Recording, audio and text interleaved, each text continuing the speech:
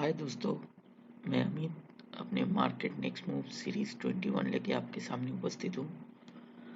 इस सीरीज में हम लोग निफ्टी, बैंक निफ्टी, यूएसडी आरएनआर के अलावा रिलायंस, पीएफसी, आईटीसी, हैवेल्स, बॉम्बे डाइंग, येस बैंक, टाइटन, सेल, कोटक बैंक और इंडिगो के बारे में डिस्कस करेंगे।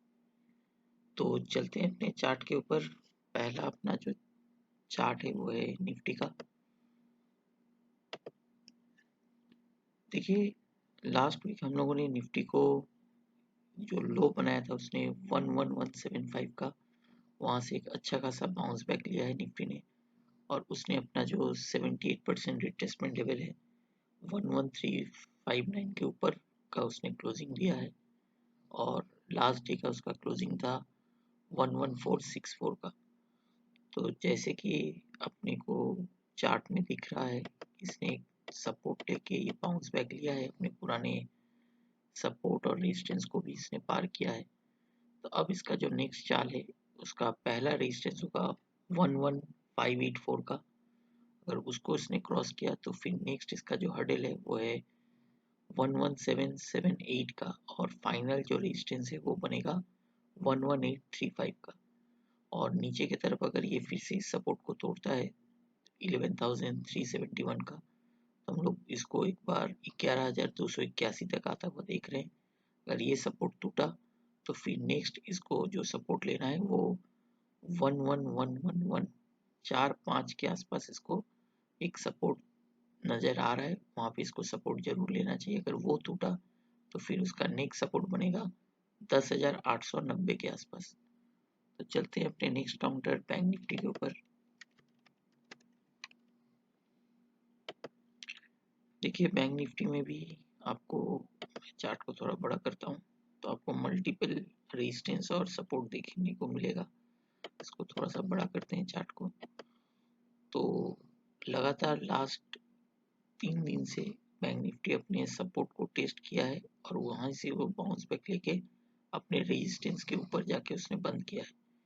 तो लास्ट दिन का जो क्लोजिंग है बैंक निफ्टी का वो है 22480 का। उम्मीद करता हूँ कि अगर किसी को बैंक निफ्टी में पोजीशन बनाना है तो उसको 22,327 के स्टॉप लॉस में, या और सेफ स्टॉप लॉस अगर है तो 22,150 के नीचे का स्टॉप लॉस लगा के बैंक निफ्टी में बाई करना चाहिए। पहला टारगेट इसका रहेगा 23,350 का। अगर वो क्रॉस हुआ तो फिर उसका नेक्स्ट टारगेट बनेगा 24,070 का।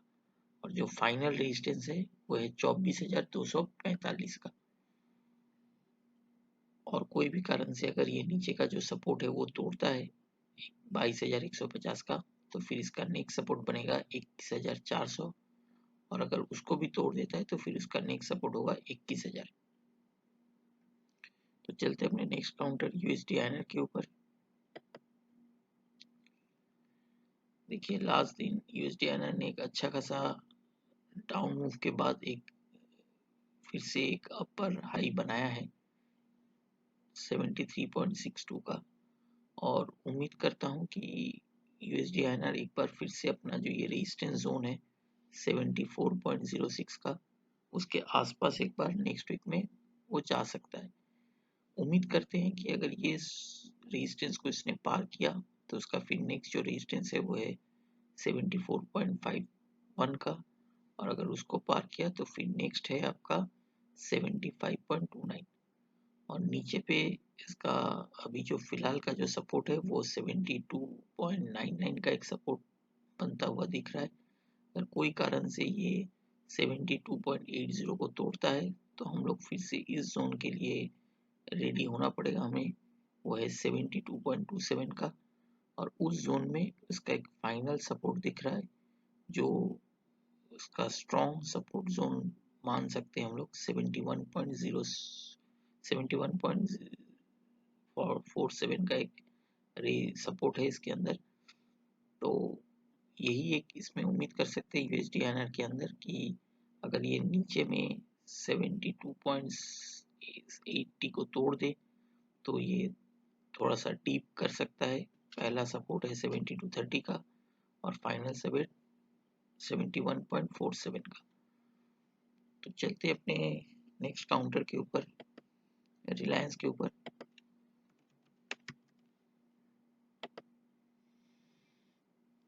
देखिए मैं इस चार्ट को थोड़ा बड़ा करता हूँ।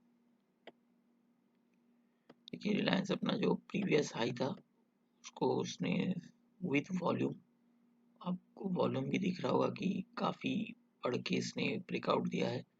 तब इसका पहला जो टारगेट है रिलायंस का वो है 2563 का, और नेक्स्ट टारगेट होगा 2749 का, और उसके ऊपर जो इसका फाइनल टारगेट है वो है 3028 का।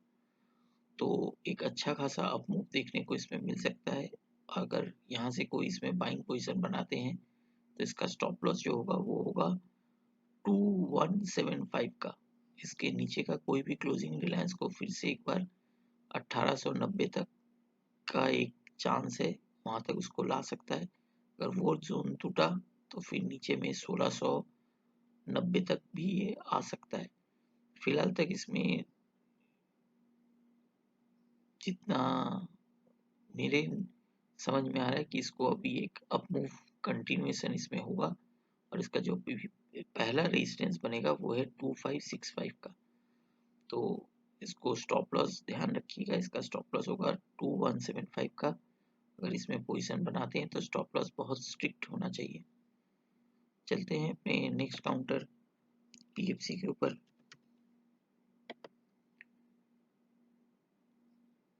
देखिए पीएफसी को मैंने पहले भी अपने लास्ट वीडियो में कहा था कि ये 88 के आसपास आए तो एक अच्छा बाइंग जोन है, और जो लास्ट दिन वो अपना जो लो बनाया था वो था 88.90 के आसपास से घुमा है।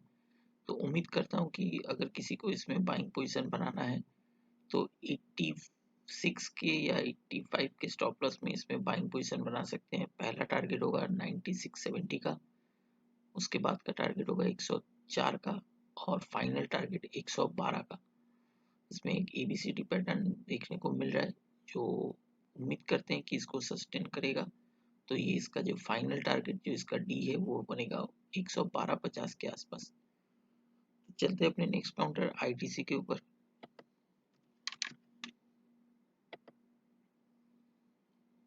देखिए आईटीसी, इसके 2-3 दिन पहले इसने अपना एक जो सपोर्ट था 180 का जस्ट उसको टच करके बाउंस बैक किया है, और ये अभी एक जो इसका ट्रेंड लाइन है उसके सपोर्ट के आसपास ही खड़ा है 180 टू 30 के आसपास। अगर ये 180 तोड़ता है तो इसको उम्मीद कर सकते हैं कि 165 के आसपास एक बार सपोर्ट लेने के लिए आएगा। अगर 165 का सपोर्ट तोड़ता है तो फिर ये 140 142 के आसपास का एक जगह बना सकता है। बट जब तक ये सपोर्ट होल्ड होता है तो 180 या 179 के स्टॉप लॉस में आईटीसी में बाई पोजीशन बन सकता है। इसका पहला टारगेट होगा 199, नेक्स्ट टारगेट होगा 206, उसके बाद का टारगेट होगा 215, और मेरा फाइनल टारगेट 230 का है। तो चलते हैं अपने नेक्स्ट काउंटर हैवेल्स के ऊपर।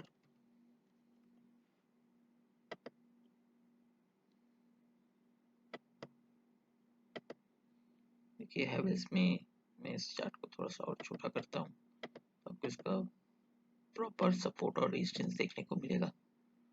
देखिए हैवेल्स में भी एक सपोर्ट आपको दिख रहा होगा कि ये जो ट्रेंड लाइन है इसका सपोर्ट लेता हुआ ये counter higher high lower low बनाते हुए चल रहा है।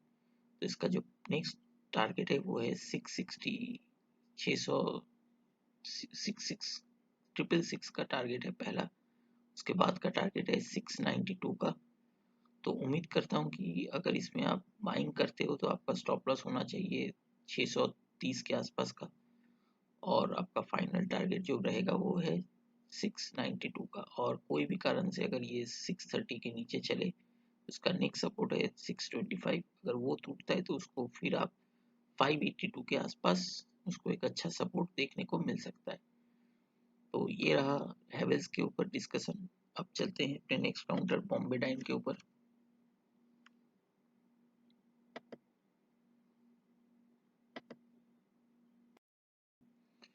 देखिए बॉम्बे डाइन में भी काफी दिनों से एक जोन के अंदर ये ट्रेड हो रहा है, और ये एक ट्रायंगुलर पैटर्न बना चुका है। तो अब इसका जो सपोर्ट है वहां से वो घूम रहा है। तो 60 या 61 के स्टॉप लॉस पे आप बॉम्बे डाइन में बाइंग कर सकते हो। पहला टारगेट होगा 69 का, उसके बाद का टारगेट होगा 73, और अगर ये 73 के आसपास पहुंचे तो आप लोग 77 के स्टॉप लॉस में इसको बेच सकते हैं इंट्राडे के लेवल पे। इसका टारगेट होगा 68 और फाइनल टारगेट होगा 65 का। फिर 65 के आसपास आप इसको बाइंग कर सकते हो, क्योंकि जब तक ये जोन के अंदर ये है तो ये इसी जिगजैग वे में मूव करेगा। कोई भी साइड अगर वो 72 या 73 के ऊपर का क्लोजिंग लगाता है तो इसमें एक ब्रेकआउट देखने को मिलेगा, और अगर नीचे की तरफ वो 70 64 63 के नीचे का अगर क्लोजिंग देता है तो आप इसमें एक ब्रेकडाउन देख सकते हो, जो इसको पहला 60.80 और उसके बाद इसका जो सपोर्ट है वो 51 तक इसको ला सकता है। तो इस काउंटर में थोड़ा सा ध्यान रखिए, अगर अभी का इसमें कोई पोजीशन बनाना है तो बाई का पोजीशन बनाना चाहिए, और उसका जो फाइनल टारगेट होगा वो 74 के आसपास का होगा। तो चलते हैं अपने नेक्स्ट काउंटर येस बैंक के ऊपर।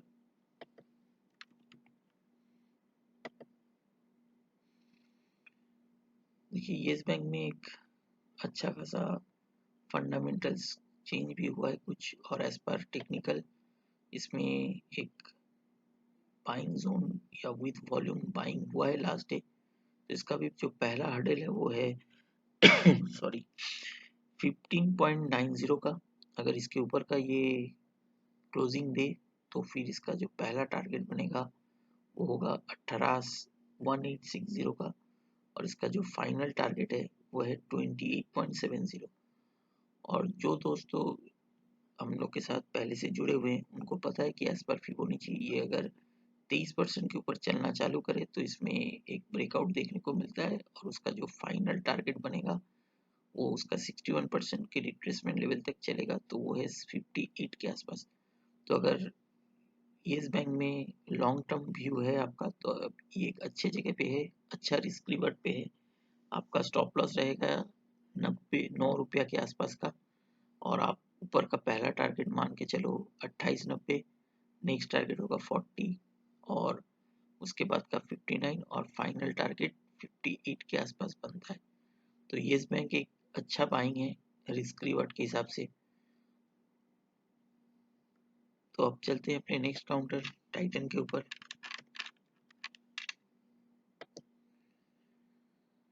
देखिए टाइटन में काफ़ी दिनों से हम लोग बोलते हुए आ रहे कि इसका जो फाइनल टारगेट रहेगा वो लगभग 1208 के आसपास होगा, बट ये लास्ट डे 1196 का एक हाई बनाया है। तो इसमें एक छोटा सा जगह बाकी है जो मुझे मेरे हिसाब से एक बार उसको टच करना चाहिए 1209 के आसपास। अगर वो पार किया तो फिर 1219 का, और इसका जो फाइनल रेजिस्टेंस है वो है 1264 के आसपास।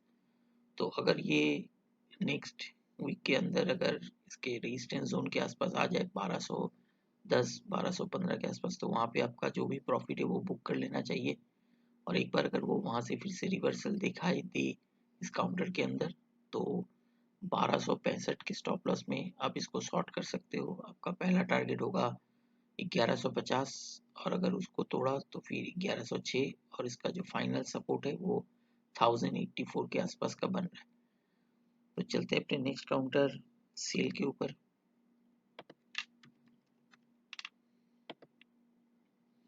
देखिए सेल भी अपना जो सपोर्ट है उसी के आसपास घूमता हुआ नजर आ रहा है, तो इसमें भी एक बाइंग जोन में ही ये है अभी। इसके अंदर आप 3550 के आसपास का स्टॉप लॉस में आप इसमें बाइंग कर सकते हो। पहला जो हर्डल है वो है 3970 का, अगर वो पार किया तो फिर ये 4490 तक जा सकता है। उम्मीद ये कर सकते हैं कि इसके अंदर एक जो ऊपर से रिट्रेसमेंट था वो यहाँ पे आके एक बार कंप्लीट होगा इस जोन में, फिर ये एक बार ऊपर जाएगा, और अगर यहाँ पे फिर से उसको कोई रिवर्सल दिखे तो फिर से आप इसको यहाँ से शॉर्ट पोजीशन बना सकते हो। और मैं इस लाइन को अगर एक्सटेंड करता हूँ तो आपको ये समझ में आ जाएगा कि ये सपोर्ट कहाँ पे है होगा नेक्स्ट। तो फिर वो 40-43 के आसपास का एक सपोर्ट जोन लेके चलेगा, और ऊपर में जो रेजिस्टेंस है वो शिफ्ट करके 46-47 तक जाएगा। तो चलते हैं अपने नेक्स्ट काउंटर कोटक बैंक के ऊपर।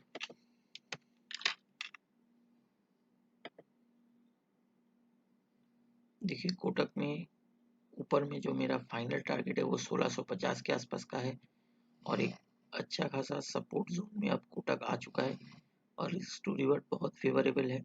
अभी ये लास्ट दिन इसका जो क्लोजिंग है वो है 1330 के आसपास का। तो इसमें 1280 के स्टॉप लॉस में आप लोग बाइंग कर सकते हो। स्टॉप लॉस बहुत वाइटल होता है तो स्टॉप लॉस का ध्यान रखिएगा। और इसका जो भी पहला हर्डल है ऊपर की तरफ वो है 1343 के आसपास का, वो अगर पार किया तो 1369 और उसके बाद का जो हर्डल है वो है 1457 का। और उसके बाद ये जोन में उसको एक रेजिस्टेंस देखने को मिल सकता है 1515 के आसपास और इसका जो फाइनल रेजिस्टेंस होगा वो होगा 1587 के आसपास का। तो इसमें एक बाइंग नज़र आ रहा है, इसमें एक रिवर्सल साइन भी दिखा है डेली चार्ट में। तो इसमें नेक्स्ट वीक एक हलचल देखने को मिल सकता है और ऊपर की तरफ ये जाना चाहिए जहाँ तक एज पर चार्ट सजेस्ट कर रहा है। तो चलते अपने लास्ट काउंटर इंडिगो के ऊपर।